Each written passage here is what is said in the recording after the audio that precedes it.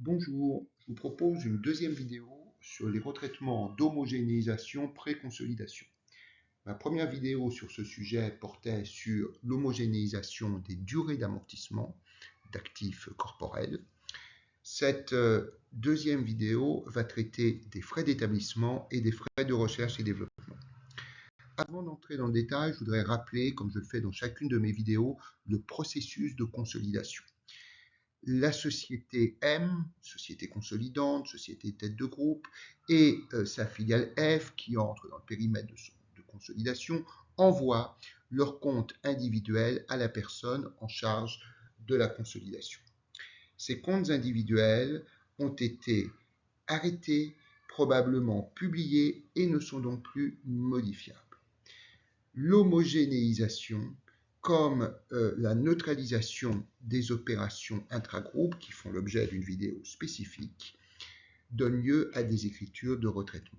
Une fois que ces écritures de retraitement sont passées, on peut en arriver au compte consolidé, c'est-à-dire au bilan et aux résultats consolidés.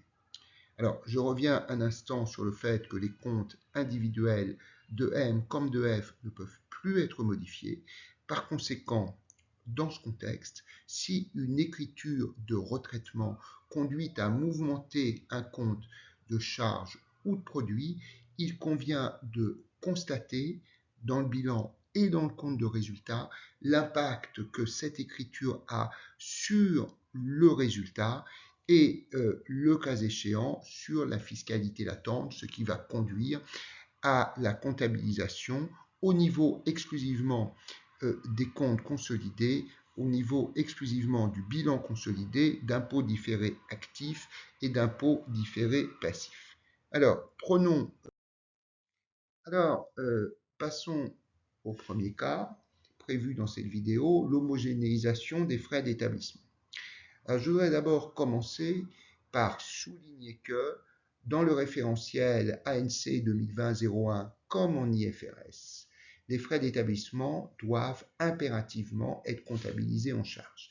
La comptabilisation en charge est considérée comme la méthode de référence du point de vue du plan comptable général que l'on doit respecter pour les comptes individuels. Il n'en demeure pas moins que nombre d'entreprises activent, ce qui leur est tout à fait possible, les frais d'établissement. Alors, pour bien voir comment fonctionne l'homogénéisation, nous allons raisonner sur un exemple. On fait l'hypothèse que au 1er janvier N-2, la société F a engagé des frais d'établissement d'un montant de 10 000. Ce montant de 10 000 a été activé et ces frais d'établissement sont amortis sur 5 ans. Par conséquent, chaque année, on a une dotation aux amortissements égale à 10 000 divisé par 5 égale 2 000. On fait l'hypothèse que le taux d'IS est de 25%. Par conséquent, chaque année, la dotation annuelle aux amortissements de 2 000, fiscalement déductible, permet une réduction d'impôt de 25% de 2 000, ce qui nous fait 500. Je rappelle qu'on fait l'hypothèse que F a activé les frais d'établissement et que ces frais d'établissement sont amortis à hauteur de 2 000 chaque année. On a donc une valeur brute de 10 000. On fait l'hypothèse que ces frais d'établissement, comme je le disais, ont été engagés le 1er janvier N-2. Si on se place le 31/12, ça fait donc 3 ans qu'ils ont été engagés. Au bout de 3 ans, on a eu 3 fois 2 000 de dotation aux amortissements. Bref, le solde du compte d'amortissement se trouvait être égal à 6 000 au 31/12, et donc au 31/12, la valeur nette comptable est ramenée à 10 000 moins 6 000 égale 4 000 dans les comptes individuels de F qu'il n'est pas question de modifier. En consolidation, qu'on se place dans la logique de l'ANC 2020-01 ou en IFRS, ces frais d'établissement sont supposés avoir été comptabilisés en charge dès le 1er janvier N-2. Ça veut dire qu'au cours de l'année N-2, les frais d'établissement sont supposés avoir réduit le résultat, avant impôt bien sûr, de 10 000. On ne va pas modifier des résultats passés.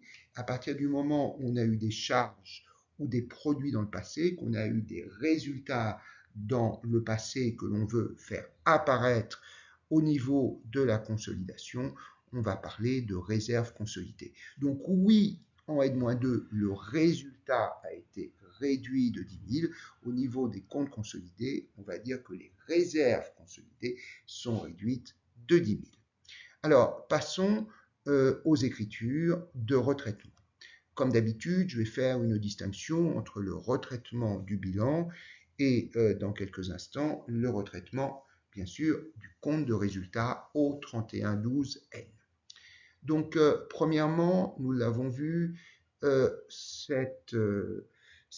frais d'établissement doivent impérativement être comptabilisés en charge. Ces frais d'établissement ont réduit le résultat au cours de l'exercice N-2. On doit donc avoir des réserves consolidées réduites au 31/12N de 10 000. Par conséquent, on va débiter le compte de réserve de 10 000.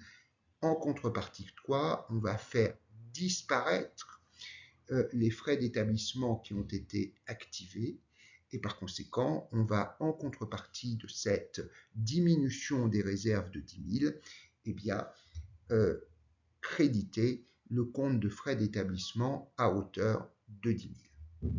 Par ailleurs, nous avons vu que dans le bilan social de F, le solde du compte d'amortissement au 31/12N est de 6 000. En consolidation, il n'est pas question de parler d'amortissement des frais d'établissement puisqu'ils sont supposés avoir été historiquement passés en charge. Donc il convient de neutraliser, d'éliminer, de retraiter ce compte d'amortissement, donc de solder le compte d'amortissement, donc de débiter de 6 000 le compte d'amortissement. Par ailleurs, on a eu au cours des années N-2 et N-1 des dotations qui ont réduit chaque année de 2 000 le résultat. Par conséquent, entre N-2 et N-1, on a eu des résultats cumulés globalement réduits de 4 000. Pas question de passer des écritures de retraitement de résultats passés. Donc on va dire que à partir du moment où on annule des dotations pour 4 000, eh bien on reconstitue des réserves pour 4 000, on augmente, on crédite au bilan le compte de réserve de 4 000, alors que par ailleurs, au cours de l'exercice N, on a eu dans les comptes individuels de F une dotation aux amortissements de 2 000 que l'on neutralise. Et puisqu'il s'agit de l'exercice actuel, eh bien, on reconstitue dans ce cas du résultat de 2 000. À partir du moment où on reconstitue du résultat de 2 000, eh bien, on génère de l'imposition latente sur la base du taux habituel de 25%.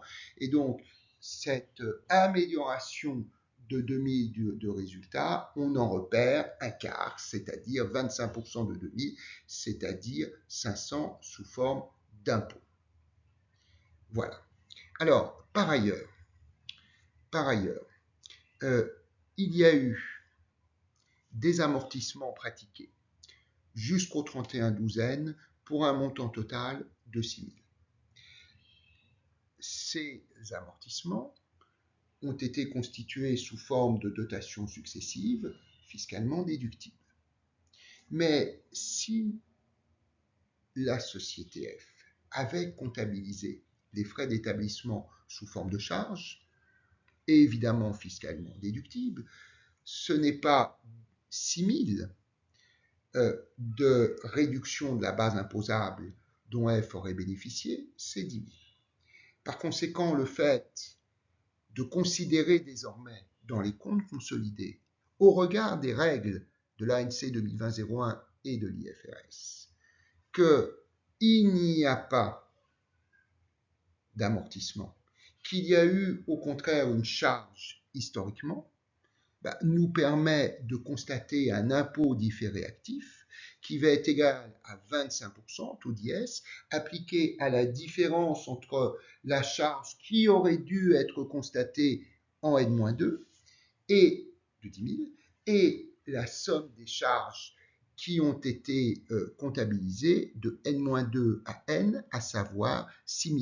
Par conséquent, l'impôt différé actif est égal à 25% de 10 000 moins 6 000, c'est-à-dire 25% de 4 000, et un quart de 4 000, ça fait bien évidemment 1 000.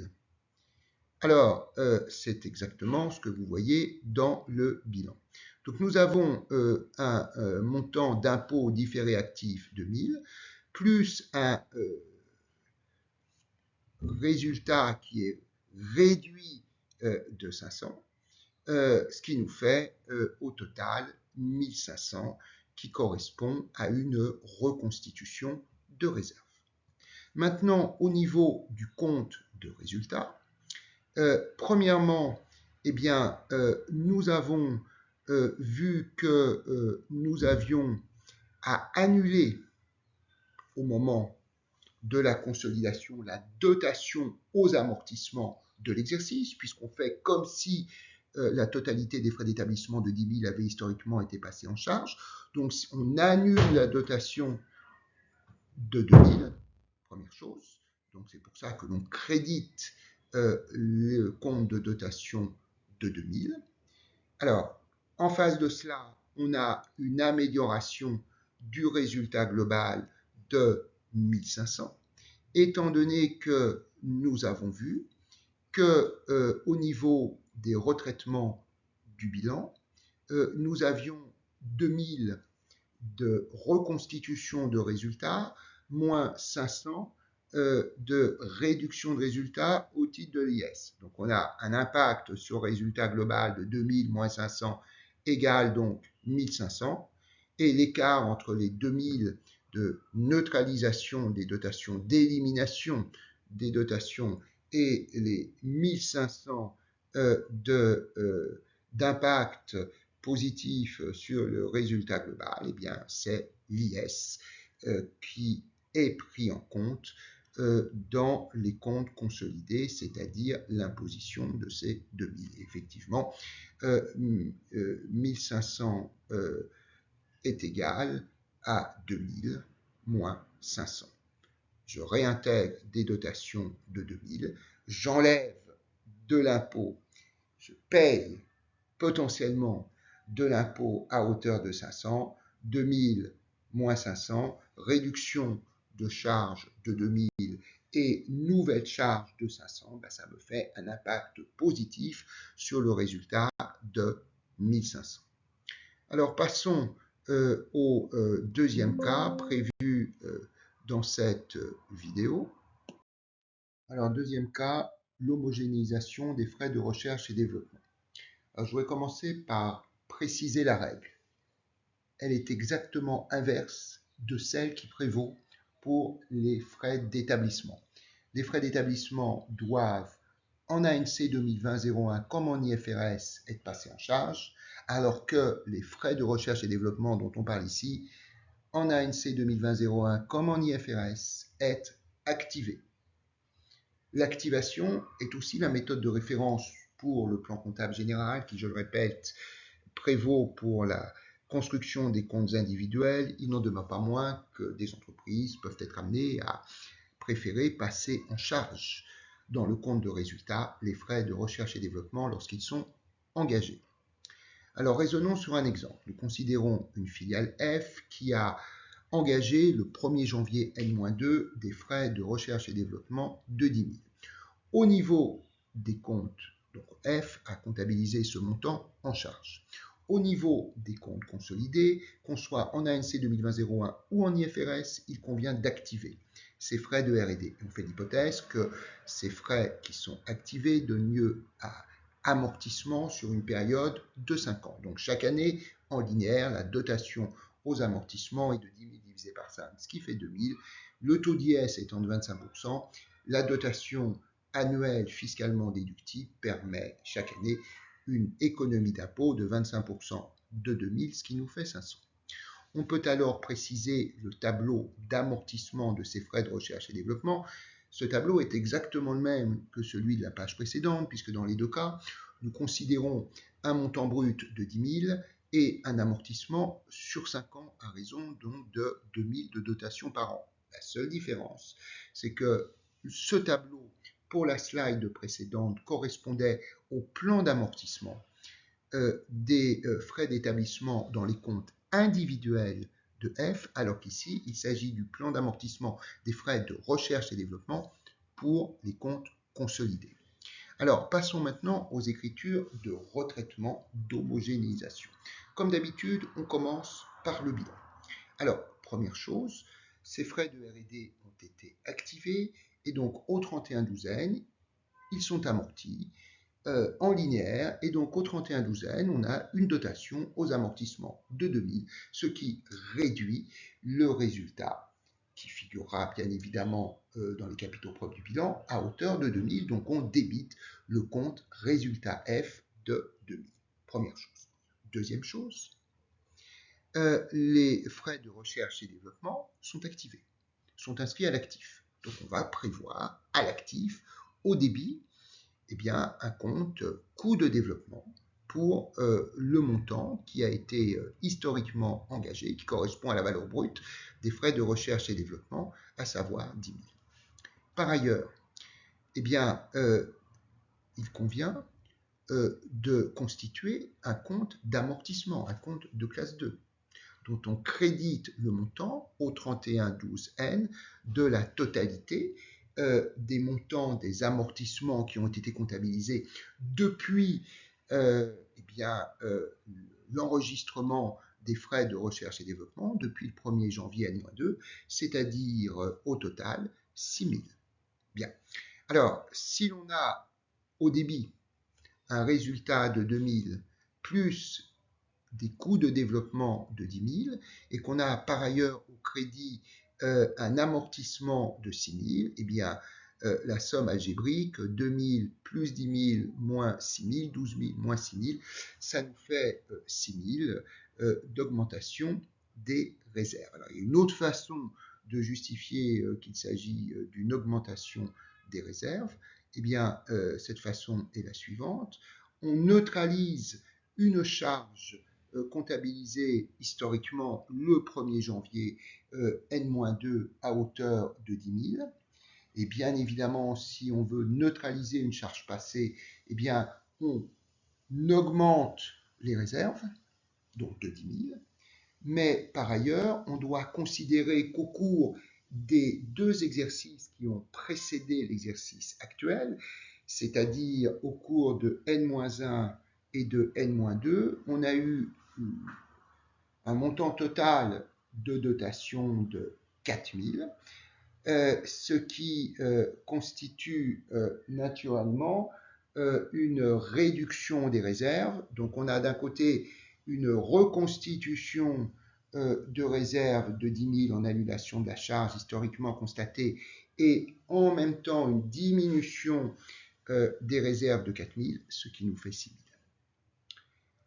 Par ailleurs, si on a 6 000 de reconstitution de réserves correspondant à finalement l'annulation de charges, eh bien, on doit considérer que en face de cela, il y a une imposition latente à 25%, réduisant corrélativement ces réserves à hauteur donc de 25% de 6 000, ce qui nous fait 1 500. Par conséquent, d'un côté, on crédite le compte de réserve de 6 000 et à cause de la fiscalité latente, on réduit corrélativement les réserves de 1 500. Bien. Par ailleurs, puisque le résultat de l'exercice est réduit du montant de la dotation de 2000, eh bien, on reconstitue du résultat du fait de la déductibilité fiscale de la dotation, bref, de l'économie d'impôt de 500. Donc, on a d'un côté une baisse des réserves de 1500 à cause de la fiscalité latente, en même temps une reconstitution de résultats à hauteur de 500 du fait de la déductibilité fiscale de la dotation. Donc finalement, notre impôt différé passif est non pas de 1500, mais de 1500 moins 500, ce qui fait 1000. Passons maintenant au retraitement du compte de résultat. Donc nous l'avons vu. Premièrement, nous avons pour l'exercice N une dotation aux amortissements de 2000. Par ailleurs, pour l'exercice N, nous avons un NIS qui est annulé à hauteur de 500, n'est-ce pas? Et donc, nous voyons le 500 dans la deuxième partie des retraitements du bilan. Reconstitution de résultat de F 500. Donc on a un NIS qui est réduit de 500, on a une économie d'impôt de 500 permise par la déductibilité fiscale de la dotation aux amortissements, et par conséquent, si nous avons d'un côté une charge de 2000 et de l'autre côté une baisse d'IS de 500, eh bien on a une baisse du résultat qui n'est que de 1500. La dotation diminue le résultat de 2000, mais l'économie d'impôt, égale à 25% de 2000, c'est-à-dire 500, permet de limiter l'impact négatif de la dotation après IS, donc à 1500.